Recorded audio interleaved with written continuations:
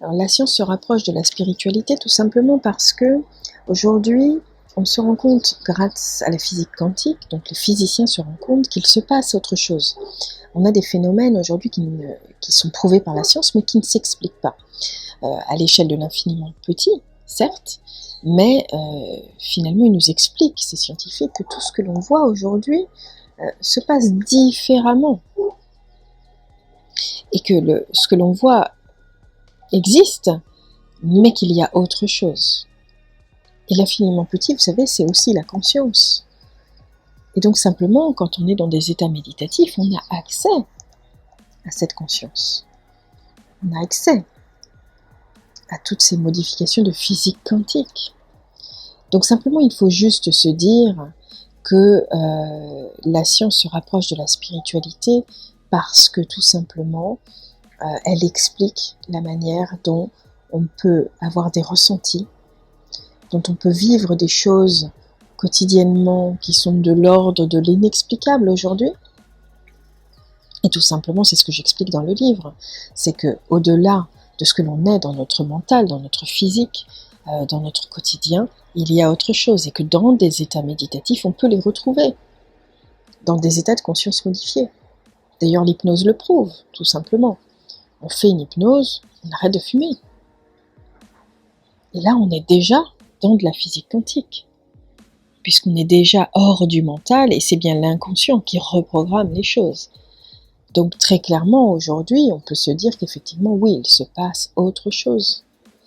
Et c'est ce que j'explique dans les ateliers, c'est ce que j'explique dans mon livre, et d'ailleurs les Égyptiens l'ont très bien compris, et ils se mettaient dans des états de conscience modifiés, et regardez la fleur de vie. Elle a été apposée sur un temple égyptien il y a 9000 ans. Elle est géométriquement, mathématiquement et spirituellement parfaite. On y retrouve le nombre d'or partout. C'est quand même incroyable que les Égyptiens, il y a 9000 ans, avaient cette capacité à pouvoir faire des choses aussi parfaites, alors que nous-mêmes, on n'est pas capable de construire des pyramides aujourd'hui. Donc effectivement, eux, ils fonctionnaient avec la méditation régulièrement. Et d'ailleurs, Tesla, Einstein fonctionnaient avec les états méditatifs. C'est comme ça qu'ils avaient des réponses. Parce que les réponses ne sont pas que dans le mental.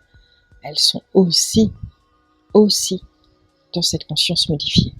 Et c'est ce que je pratique tous les jours. Et ça m'aide énormément à avoir confiance en mes ressentis.